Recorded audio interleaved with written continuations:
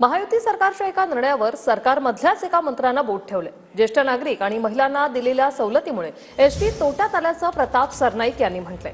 सर्वांना सवलत दिल्यास एसटी चालवणं कठीण होईल असं वक्तव्य देखील सरनाईक यांनी केलंय। एकनाथ शिंदे मुख्यमंत्री असताना महिलांना एसटी प्रवासात 50% सवलत देण्याचा निर्णय घेण्यात आला होता।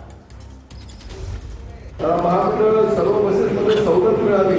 आता आपल्याला लाडक्या बहिणींना 50% सवलत, बाकी ज्येष्ठांना पूर्णपणे 75 वर्षावरील ज्येष्ठांना त्या बसमध्ये सवलत। आणि त्या सवलतीमुळे परिस्थिती अशी झाली की बस फक्त 3 कोटी रुपये पर डे लॉस आहे। आणि अशा लॉसमुळे की जर आपण सगळ्यांनाच त्या ठिकाणी आता मोफत सवलत वगैरे देत बसतो, मला असं वाटतं की ते एसटी महामंडळ चालवणं कठीण होईल। त्यामुळे सध्या तरी ह्या बाबतीचा विचार करू शकत। प्रताप सरनाईक म्हणतात की 50% महिलांना सूट दिल्यामुळे एसटी तोट्यात गेली। मीही ते स्टेटमेंट आज वर्तमानपत्रात सकाळी वाचलं। त्याचं फायनान्शियल काय परिस्थिती आहे हे बघावी लागेल।